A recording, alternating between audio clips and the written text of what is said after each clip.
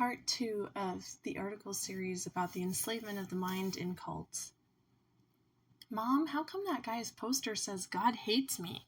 I unbuckle the toddlers for Mass while my oldest children jump from the van and stare at the neon-colored signs. Once a month, the Westboro Baptists Hate Campaign targets our parish, and I spend the last minutes of the Sunday scramble assuring our toddlers that God loves them, while my husband distracts the preteens from a woman wearing a shredded, filthy U.S. flag. After Mass, the signs are gone and the kids talk donuts, but it's hard to forget the other children, those who spent their morning happily singing about our death. Unlike my son and the people of Topeka who find Westboro followers incomprehensible, I don't need to ask, why do they do that? I know. As a former member of a cultic organization, I inhabited the same Gnostic universe and remember exactly what it felt like to stand in opposition to society, thinking my group alone held the key to salvation, that we had the blueprint for utopia and the mandate to transform the world. Different messages are scrawled on the signs, but all cult members share the same mental mechanism, a way of thinking that holds them in a true prison.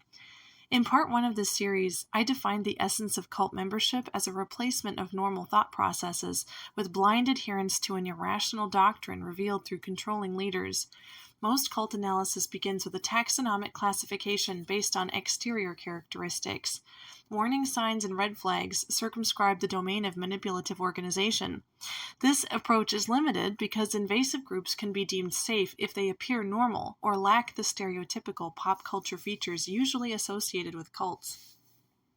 Organizations such as Scientology, Jim Jones' People's Temple, or the fundamentalist Mormonism have rigid behavioral structures that render individuation practically impossible.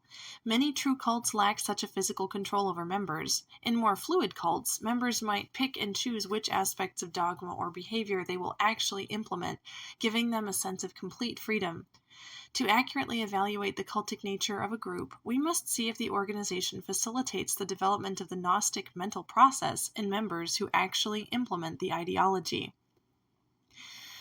My articles summarized that human beings gain knowledge through sensory information from which we derive general principles upon which we base meaning and behavior. We also learn from adults and peers who share their acquired wisdom. The cultic mind bypasses reliance upon the senses and logical analysis. Instead, members accept the worldview, theology, or philosophy, and code of normative behavior presented by cult leaders, even when all these fly in the face of evidence and reason. Nobody intends to enter a cult. People of every level of intellectual and emotional health become entangled in invasive groups because they are attracted by the appearance of some good, or are trying to meet a normal human need.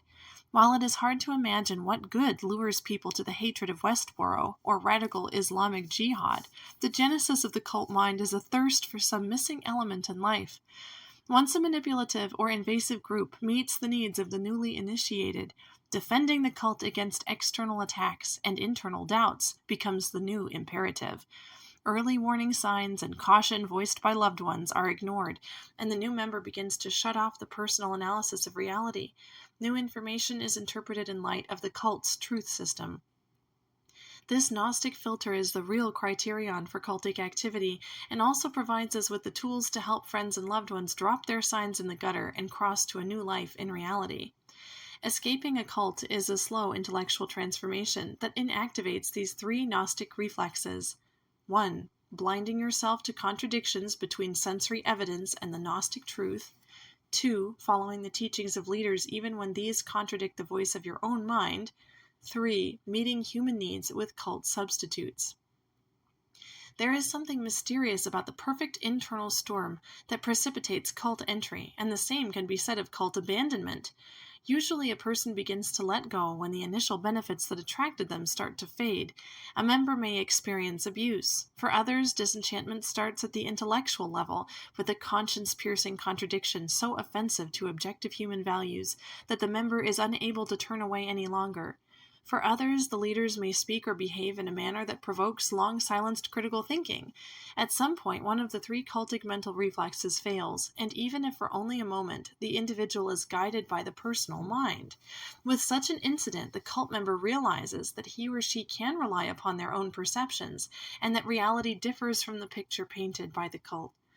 In the organization to which I belonged, there were no formal rules against women going to college. Still, Richard Williamson, one of the group's 4 bishops, had published a pastoral letter stating, quote, "Ideas are not for women. Since universities are about ideas, almost no woman should go to college. A woman can do a good imitation of handling ideas, but then she will not be thinking properly as a woman." Unquote. This teaching formed and is reflected in the general culture of the society that is not favorable towards career-oriented higher education for women.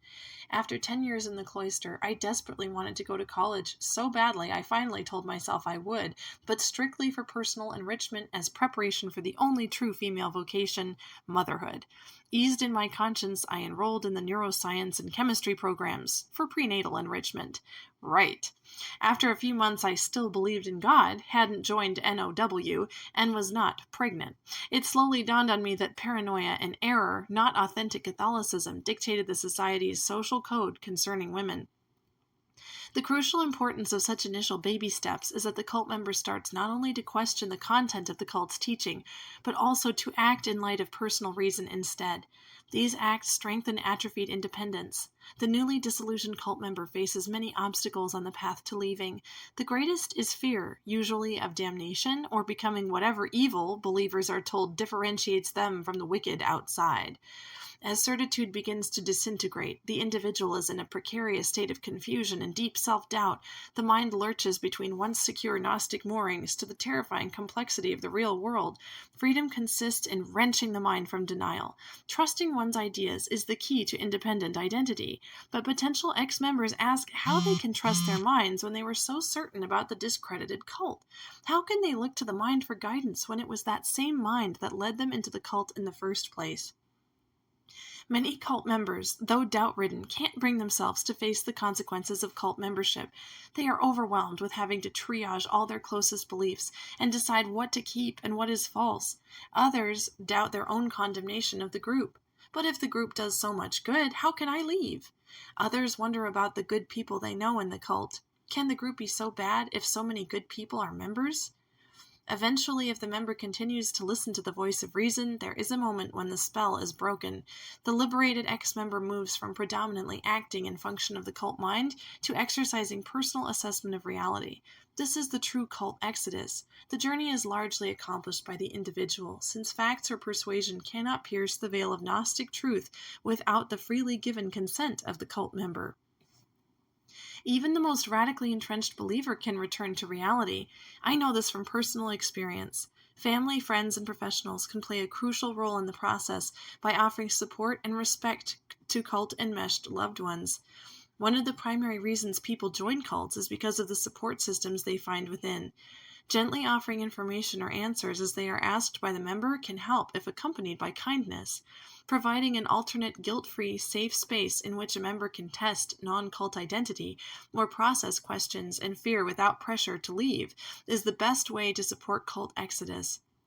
If members inching towards freedom are rushed or blamed by those outside, return to the cult is almost certain.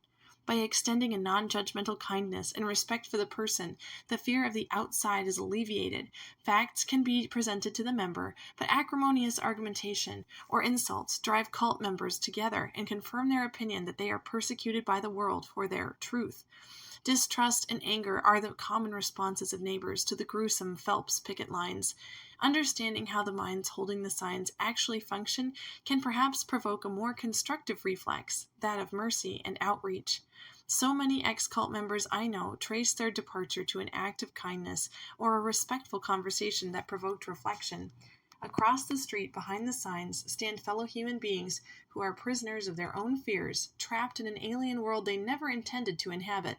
The smallest action or word that enhances their self-respect or offers a personal, individual connection with a world by which they feel alienated can start a chain reaction leading to their delivery. End of part 2.